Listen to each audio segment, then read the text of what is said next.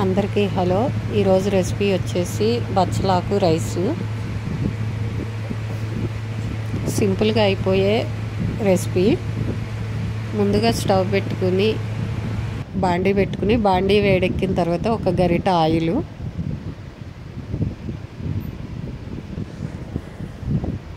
Oil అయితే వేడి పడాలి.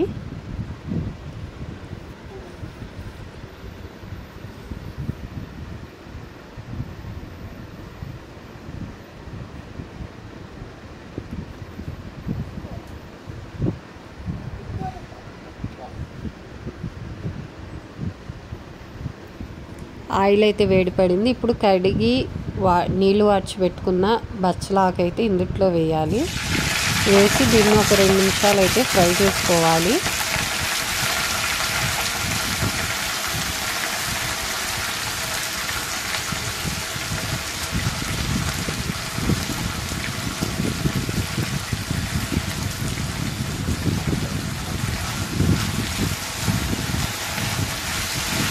ఇదైతే 2 నిమిషాలు ఫ్రై చేసుకున్నాను. ఇందులో కొద్దిగా కరివేపాకు, ఇది కూడా వేసి ఫ్రై చేసుకోవాలి. అలాగే కారానికి సరిపోయినన్ని పచ్చిమిరకాయలు, కొద్దిగా కొత్తిమీర,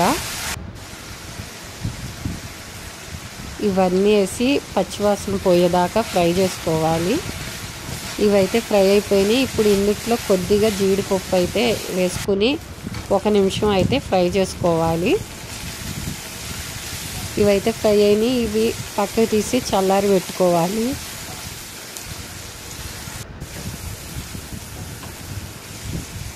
ఇవైతే చల్లారిపోయింది. ఇప్పుడు ఒక మిక్సీ జార్లోకి తీసుకుని కొంచెం బరకగా అయితే పేస్ట్ చేసుకోవాలి.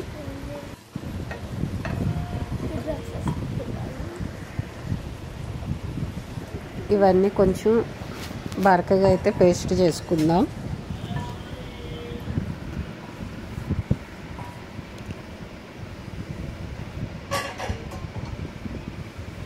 ఒక బాండీ తీసుకుని అందులో ఒక గరిట ఆయిల్, మీ దగ్గర నెయ్యి ఉంటే 1 స్పూన్ నెయ్యి కూడా వేసుకోండి.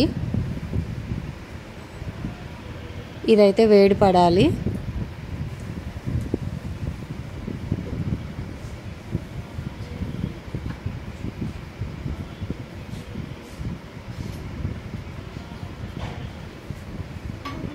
ఆయిల్ అయితే వేడి పడింది. ఇప్పుడు ఇందులో 3 లవంగాలు,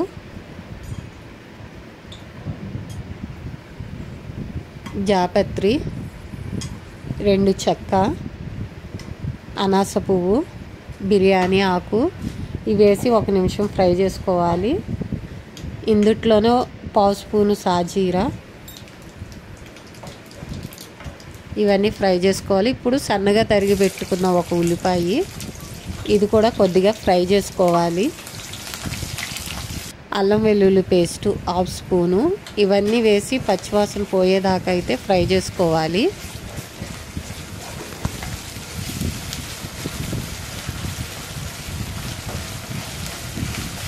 ఇవన్నీ పచ్చివాసన అయితే పోయినాయి, ఫ్రై అయిపోయినాయి.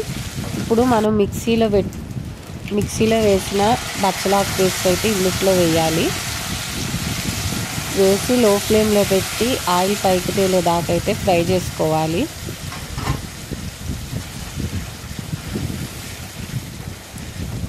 టేస్ట్కి సరిపోయినంత సాల్ట్,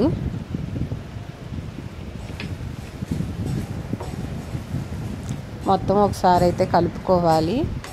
ఇప్పుడు మనం బియ్యం 1 గంట అయితే నానబెట్టుకున్నాను. ఇవి కూడా వేసి బచ్చలాకు పేస్ట్ మొత్తం రైస్కి పట్టేదాకా కలుపుకోవాలి.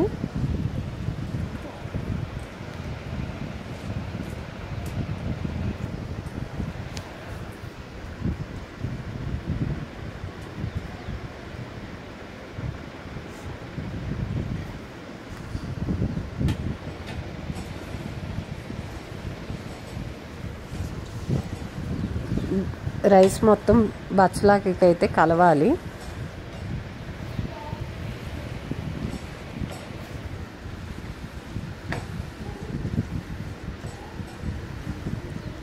ఇది మొత్తం అయితే కలిసిపోయింది.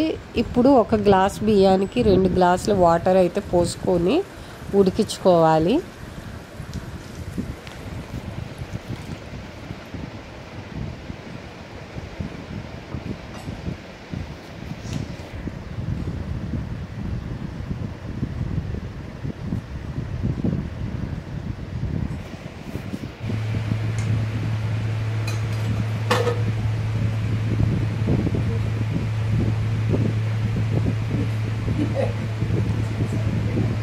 రైస్ అయితే ఉడికిపోయింది. బచ్చలాకు రైస్ అయితే రెడీ అయిపోయింది.